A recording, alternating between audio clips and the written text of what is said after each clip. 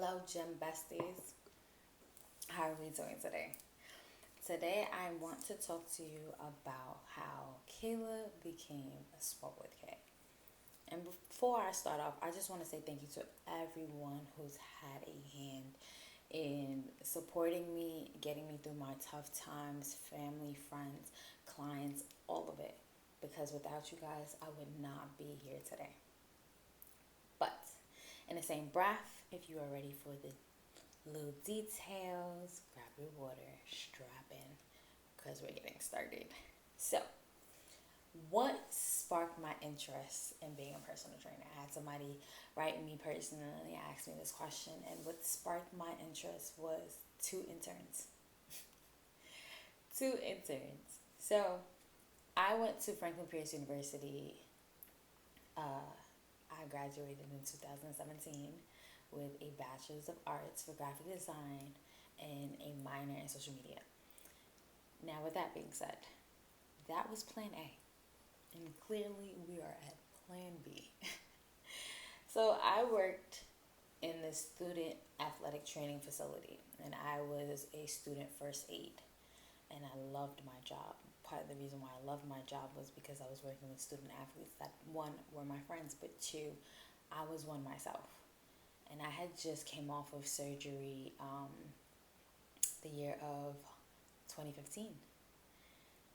I got surgery for my meniscus and my MCL, and I had the best doctors by my side, but I also had the best rehabilitating trainer that I've ever met.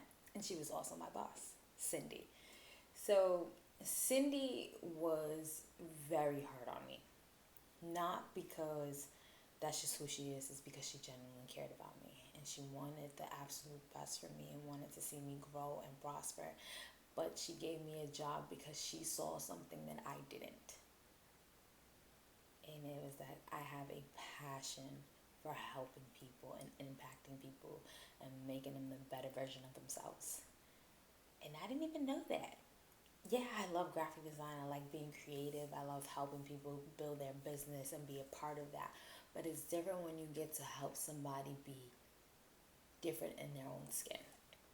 And when I say different, I don't really mean different. I mean transform in their own skin. I loved it.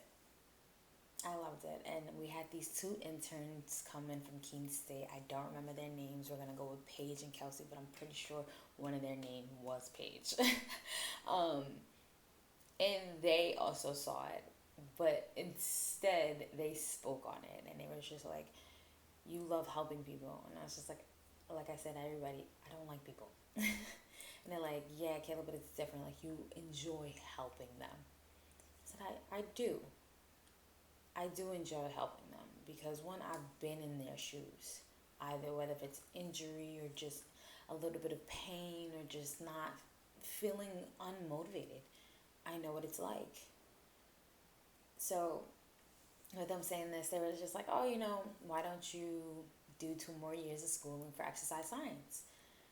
And I was like, I'm not doing another 2 year sentence. Like, this is no world, no way. And yes, I viewed college as a prison.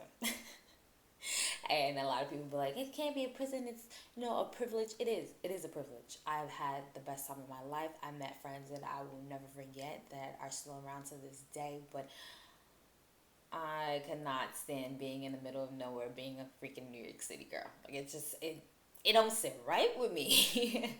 So I was just like, no, I'll think about it. Sure enough, after I got my surgery, my both doctors, Dr. Robert Marks and Jordan Metzel, gave me a little bit of a program and exercises to do after surgery. Now, Dr. Metzel helped me with my hamstring. Excuse me. Dr. Metzel helped me with my hamstring when I tore it a little bit, and Dr. Marks helped me when I got surgery. He was the surgeon that actually performed the surgery on me, microscopic surgery for my MCL and my meniscus repair. They both gave me exercises to do. And I created this formula with the exercise that they gave me to help myself get stronger. That was something that I was very nervous about when it came to coming back off of surgery and just also an injury. Is like, how can I make sure that this does not happen again? And how can I make sure that muscles, my muscle memory does not fail me? And I created this formula. Sure enough, August 15th, I got that. August 15th, 2015, I got my surgery. I was back on the track January 5th. January 5th or 4th? January 5th of 2016. And that was very unheard of that an athlete would come back that quickly. And I'm not saying I'm a metahuman because I absolutely am not. But I got the cheat code. And that made me so proud of myself that I figured out a way how to make myself better. Absolutely better coming back now. Don't get me wrong. Did I PR that day? No. Did I get first that day? No. But coming back was enough accomplishment for me. And I was so happy and so proud that I was just like, okay, this is great. And when other people found out and saw what I was doing is when they started tagging along. And I was just like, okay, well, this is perfectly fine with me because I like helping people. I like making sure that they're doing what they're supposed to. And at least when Cindy asks you, hey, did you do this? Did you do that? I can say, yes, they did. So that was just like my moment of, aha, this might be something that I need to do. Or, okay, this will be plan B. Now, one thing my mother always told me is to never put all your eggs in one basket. It's okay to have tricks, jacks, and trades, but never put all your eggs in one basket. So that summer of my junior year, going into my senior year, I had a conversation with my parents, and I told them at a Mexican restaurant, listen, this is what plan A is going to be, and I have 2 years. If I cannot fulfill anything nor am I satisfied with how life is going in 2 years of being a graphic designer, then I will fulfill my dreams of being a personal trainer. I was not going back to school. I'll tell you that much. So my parents were just like, okay. And I had a plan C and a plan D just because this is who I am. But they supported me, backed me every bit. And it was just like, okay. So after job after job and contract after contract, getting work done for who, here, there, and being unhappy in different situations. My last job was a business admin position, and it wasn't the best. I got let go because basically I was the first one in, not the first one in, the last one in, the first one to go, which sucked completely. And I was in the midst of, getting ready to take this certification because I had already been training people under my belt with no certification. And yes, before you ask, I did have them sign waivers because I'm a very safety type of person and I don't play that. But I'm training people after work. I'm working at 8 to 4 and getting back home by 5, and not just getting home, going to my first gym that I worked at by 5. And it was an underground gym. That was just exactly what you think of when you hear underground gym. It's just gorgeous. Just gorgeous. And let me not say gorgeous. It was rough. It was very rough ends.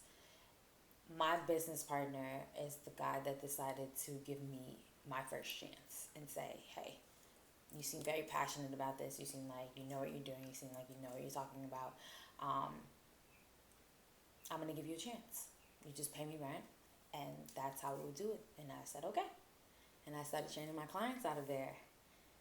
So I decided, okay, if I'm going to do this, I need to start taking the next steps forward. So I started studying for my certification in April. I bought myself a car because I had a steady income for once. And I was just like, okay, I'm good. We're going to take the test in July. Like, we should be fine. Like, no worries. June came around and I got let go from my job. Like I said, last one in, first one out. And it sucked. It definitely sucked. I cried. I called my mom and I called her and I'm just like, this is what happened. Like, they actually did it. And she was like, okay, so what are you about to do? She's like, are you coming home? I was like, no, I have to work at 5. Like, I got clients. She was like, so what are you crying for? And she wasn't being rough to be a jerk. She was being rough to remind me that I have more capabilities than I'm giving myself grace for. She's like, Kayla, you're going to bounce on your feet. Clearly you can, because you're about to continue working, even having a crappy day. And after that, I got to the gym, trained my clients, and it was as if it never happened. And I forgot that it actually happened for a little bit until I got back in my car and I saw my, work clothes, and I was like, damn, I don't got to go to work tomorrow. Like, what am I going to do? And I'm like, you got this. You got this figured out. Like, you got this. This is going to be what you're going to do. Just God removed what wasn't for you out your way because you were too afraid to step out your comfort zone and take that chance. You wanted stability. And that's why I really stayed in the job, is because I wanted stability for the time being. And more importantly, I had just gotten a new car, like I said, but I like being stable. I like being comfortable. So that was the main reason why I stayed. But I was making enough to make sure that I was okay. So I'm like, all right, cool.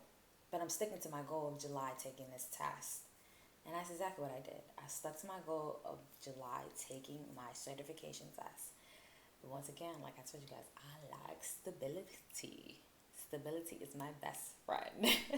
And I went around to every local gym looking for a space to train in. Not to say that my underground gym wasn't doing enough, it was doing plenty. But in order for me to take this journey upward a little bit, I had to now work in a different facility that had more to offer and a little bit more foot traffic. And every gym turned me down. Every local gym turned me down. No, we don't need another one. Thank you, thank you, thank you. Okay, cool. I got to Hudson Valley's #1 personal trainer. And I thought he was going to be the guy that turned me down. Sure enough, he is the one that had faith in me and gave me an opportunity. And when I tell you I am beyond grateful for Anthony Esposito, I am beyond grateful for Anthony Esposito. Because I walked in there and I was like, listen, I am taking my test today.